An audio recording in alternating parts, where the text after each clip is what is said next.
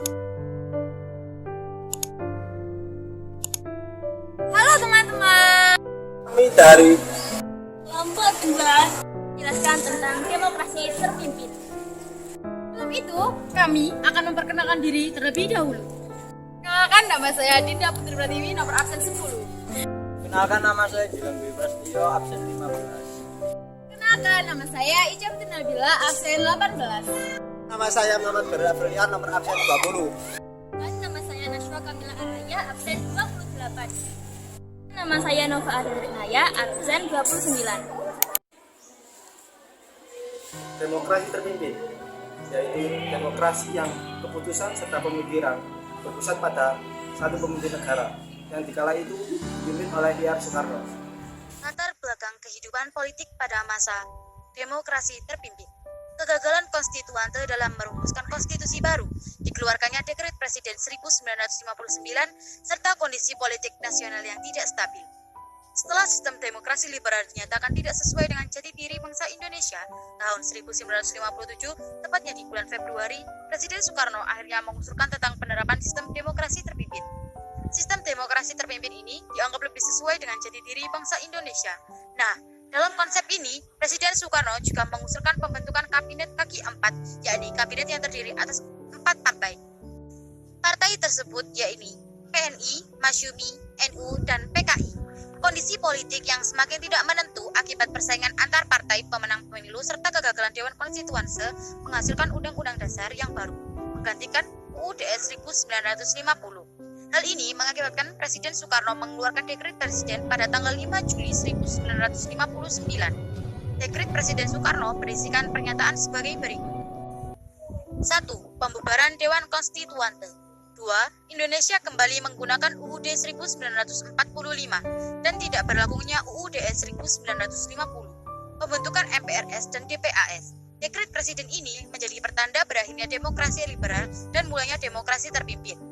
Pada saat itu pula, sistem kabinet parlementer ditinggalkan dan kabinet pada masa demokrasi terpimpin adalah kabinet presidensial yang meliputi Kabinet Kerja 1, Kabinet Kerja 2, Kerja 3, Kerja 4, Kabinet Dwikora, Dwikora 2, dan Dwikora 3. Waktu kehidupan politik pada masa demokrasi terpimpin 5 Juli 1959. Ditandatanganinya dengan berlakunya Dekret Presiden sampai 1965. Demokrasi terpimpin berjalan berdasarkan Dekret Presiden Soekarno 5 Juli 1959 dan TAP MPRS nomor 8/MPRS/1965. Paham demokrasi ini berdasarkan paham kerakyatan yang dipimpin oleh hikmat kebijaksanaan dalam permusyawaratan perwakilan. Demokrasi terpimpin yang menggantikan masa demokrasi liberal berlaku tahun 1959 sampai 1965. Pada masa demokrasi terpimpin ini, kekuasaan presiden sangat besar sehingga lebih cenderung ke arah otoriter. Karena hal ini, terjadilah penyimpangan-penyimpangan terhadap Undang-Undang Dasar 1945. Berikut ini adalah penyimpangan-penyimpangan yang terjadi pada Undang-Undang Dasar 1945. 1. Pembentukan MPRS melalui penetapan Presiden nomor 2/1959. 2. Anggota MPRS diangkat dan ditunjuk oleh Presiden. 3. Presiden membubarkan DPR hasil pemilu tahun 1955. 4. GBHN yang bersumber pada pidato Presiden tanggal 17 Agustus 1945 dengan judul Penemuan Kembali Revolusi Kita ditetapkan oleh DPA, bukan MPRS. 5. Pengangkatan Presiden seumur hidup. Kebijakan politik dalam negeri pada masa demokrasi terpimpin. 1. Pembentukan MPRS dan DPAS. 2. Pembentukan Kabinet Kerja pada tahun 1959 sampai 1964 dan Kabinet Dwikora pada tahun 1964 sampai 1966. 3. Pembubaran Partai Masyumi dan PSI karena keterlibatan sebagian anggota partai tersebut dalam peristiwa PRRI atau Permesta. Akan tetapi saya berdiri di sini sebagai penyambung lidah rakyat. Hidup rakyat! bubarkan HMI, bubarkan Mansuri, kanyang Malaysia sekarang juga. Hidup Indonesia. 4. Pembentukan DPR JR. 5. Pembentukan Front Nasional. 6. Pencanangan Trikora atau Tri Komando Rakyat pada tanggal 19 Desember 1961 dalam upaya merebut kembali Irian Barat. Trikora terdiri atas poin-poin sebagai berikut. A. Gagalkan pembentukan negara boneka Papua bentukan Belanda. B. Kibarkan Sang Merah Putih di tanah Irian. C. Bersiap untuk mobilisasi umum. Akan datangnya mobilisasi umum yang mengenai seluruh rakyat Indonesia untuk membebaskan Irian Barat sama sekali daripada cengkraman imperialisme Belanda. D. Pencanangan Dwikora atau Dwi Komando Rakyat pada tanggal 3 Mei 1964 dalam rangka konfrontasi dengan Malaysia. Dwikora terdiri atas poin-poin berikut. 1. Perketat ketahanan revolusioner Indonesia. 2. Bantu perjuangan rakyat Kalimantan Utara, Sabah, Sarawak, Brunei. Politik luar negeri. Politik luar negeri pada masa demokrasi terpimpin lebih condong ke blok timur. Pada masa tersebut, Indonesia lebih banyak bekerja sama dengan negara-negara komunis seperti Uni Soviet, Cina, Kamboja, Vietnam, dan Korea Utara. Beberapa pergerakan tersebut salah satunya adalah Oldevo dan NEVO. Oldevo merupakan singkatan dari The Old Established Forces, adalah sebutan untuk negara-negara barat yang sudah mapan akan ekonominya, khususnya pada negara-negara dengan paham kapitalisme.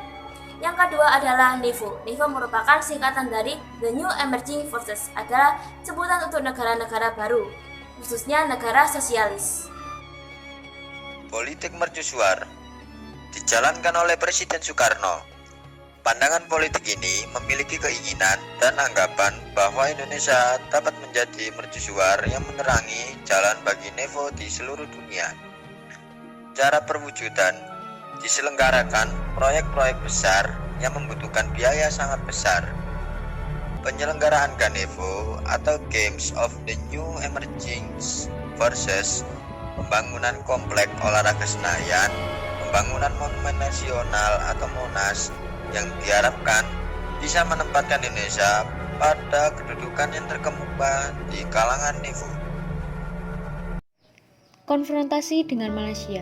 Latar belakang terjadinya konfrontasi dengan Malaysia adalah adanya keinginan Federasi Malaysia untuk menggabungkan Brunei, Sabah, dan Sarawak ke dalam Federasi Malaysia. Rencana itu ditentang oleh Filipina dan Indonesia, tapi Federasi Malaysia tetap diproklamirkan pada tanggal 16 September 1963. Malaysia can survive this aggression from Indonesia, there will be trouble, a lot of trouble for all these countries in Southeast Asia. And if Malaya were to go under Indonesia, then I think there's no hope for any free world or democracy in that part of the world. I think the whole of Asia would fall under communist domination. 2. Indonesia mengambil kebijakan konfrontasi. 3. Pada tanggal 17 September 1963, hubungan diplomatik antara Indonesia dan Malaysia terputus. Tidak hanya itu, pada tanggal 3 Mei 1964, Presiden Soekarno mengeluarkan Dwi Komando Rakyat atau Dwikora yang berisi 1. Perhebat ketahanan revolusi Indonesia. 2. Bantu revolusioner rakyat Malaya, Singapura, Sarawak, Sabah, dan Brunei untuk memerdekakan diri dan menggagalkan negara boneka Malaysia. Di pengganyangan Malaysia karena dijajah oleh imperialisme. Nah, dari pihak Malaya, dari pihak Singapura, dari pihak Sarawak, dari pihak Brunei, dari pihak Sabah itu datanglah pernyataan-pernyataan kepada kami bahwa mereka itu ingin sekali merdeka, bahwa mereka itu merasa tidak senang di bawah kekuasaan Inggris. Malahan mereka mengutus utusan datang di sini. Saya sekarang serahkan kembali kepada rakyat Indonesia. 5. Malaysia dicalonkan sebagai anggota di KPBB, lalu mendapat reaksi keras dari Presiden Soekarno. 6. Pada tanggal 7 Januari 1965, Malaysia dinyatakan diterima sebagai anggota tidak tetap di KPBB. Secara spontan, Presiden Soekarno menyatakan bahwa Indonesia keluar dari PBB. Pembebasan Irian Barat. Sesuai isi KMP, Belanda akan menyerahkan Irian Barat setelah 1 tahun pengakuan kedaulatan RIS. Tapi kenyataannya setelah 1 tahun, Belanda tak melakukannya. Pemerintah Indonesia terus melakukan diplomasi bilateral dengan Belanda, tapi tak membuahkan hasil. Persoalan Irian Barat juga dimasukkan ke dalam acara sidang Majelis Umum PBB, tapi tak dapat tanggapan positif. Akhirnya, pemerintah Indonesia memutuskan menempuh konfrontasi total terhadap Belanda, yaitu pada tahun 1956. Indonesia secara sepihak membatalkan hasil KMP dan secara otomatis membubarkan Uni Indonesia Belanda. Melalui UU Nomor 13 tahun 1956, tanggal 3 Mei 1956, Indonesia menyatakan bahwa Uni Indonesia Belanda tidak ada. Pada tanggal 17 Agustus 1960, Indonesia secara sepihak memutuskan hubungan diplomatik dengan Belanda, yang diikuti oleh pemecatan seluruh warga Belanda yang bekerja di Indonesia. Kemudian pemerintah Indonesia mengusir semua warga Belanda yang tinggal di Indonesia dan memanggil pulang duta besar serta para ekspatriat Indonesia yang ada di Belanda. Pembentukan Provinsi Irian Barat dengan ibu kota di Sohasiu atau Tidore untuk menandingi pembentukan negara Papua oleh Belanda.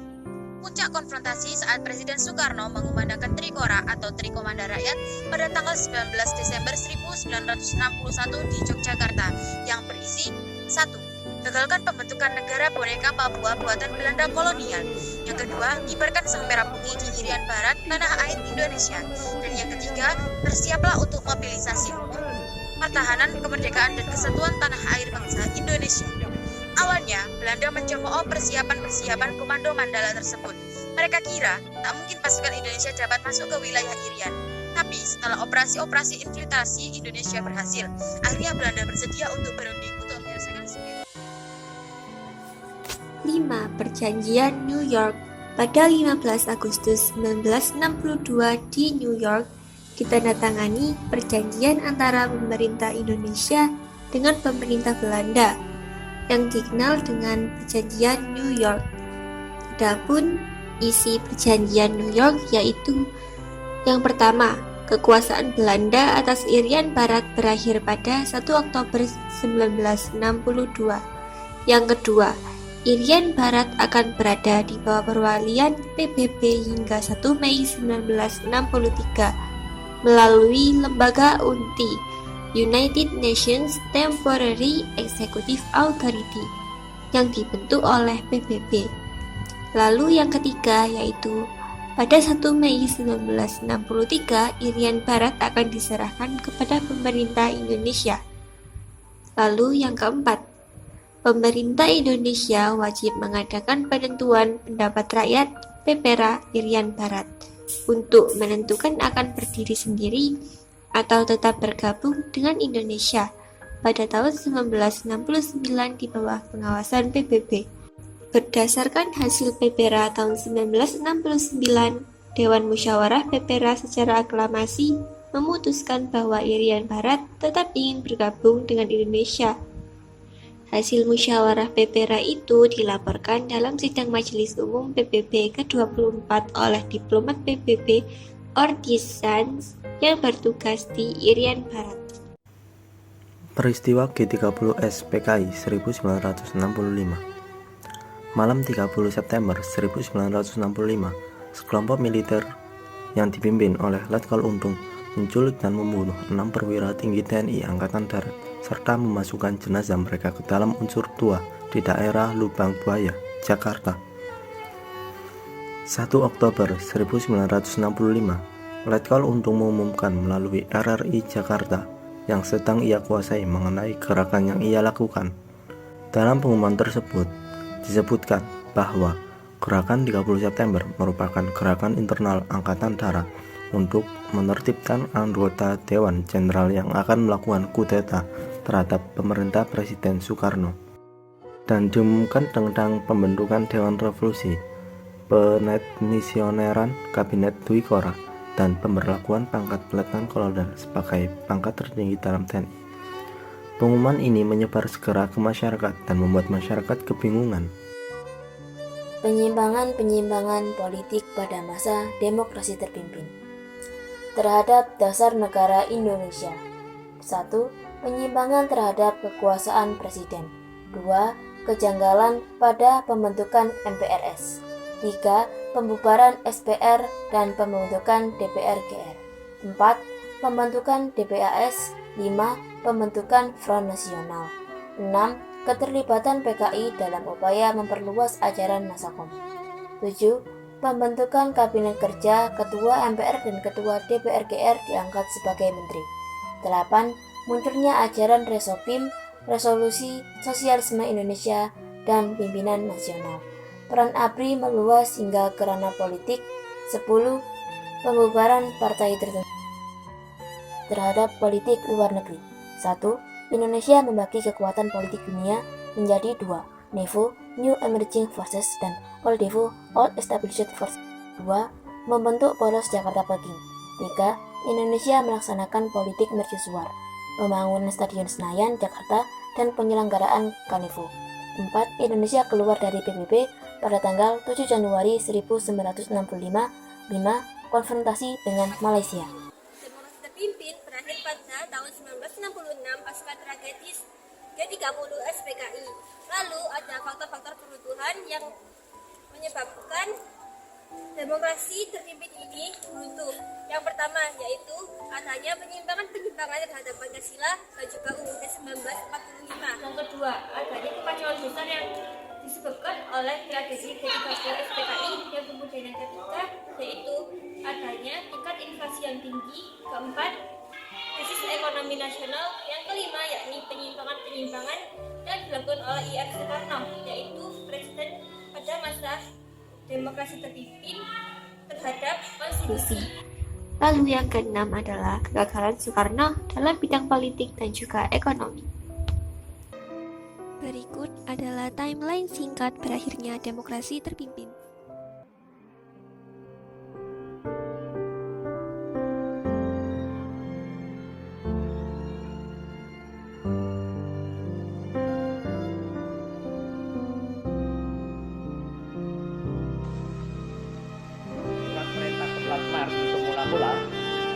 Dan memang sejurus waktu membuat mereka bertampik sorak-sorai kesenangan.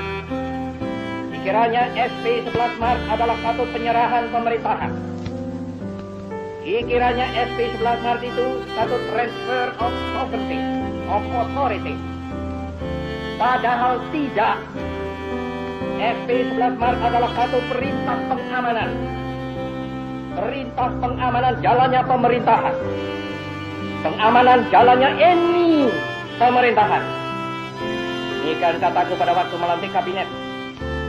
Kecuali itu, juga perintah pengamanan keselamatan pribadi presiden. Perintah pengamanan wibawa presiden. Perintah pengamanan ajaran presiden. Perintah pengamanan beberapa hal. Dan Jenderal Soeharto telah mengerjakan perintah itu dengan baik. Saya mengucap terima kasih kepada Jenderal Soeharto akan hal ini.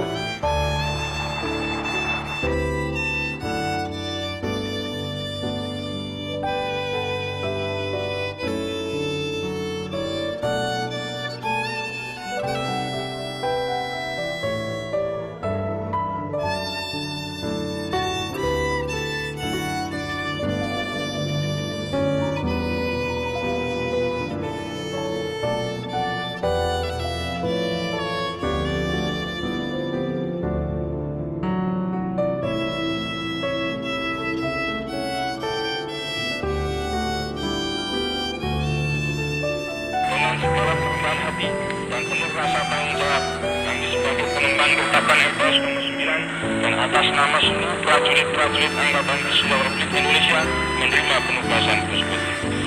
Kami tidak dapat dan tidak akan menjanjikan apa-apa kepada majelis pemegang kedaulatan rakyat khususnya dan seluruh rakyat Indonesia pada umumnya selain akan memberikan segala kemampuan kami untuk menyelesaikan Dwi Dharma dan catur karya kabinet Ampera tenaga dilandasi oleh tekad dan iktikat pengabdian kepada rakyat, bangsa, dan negara.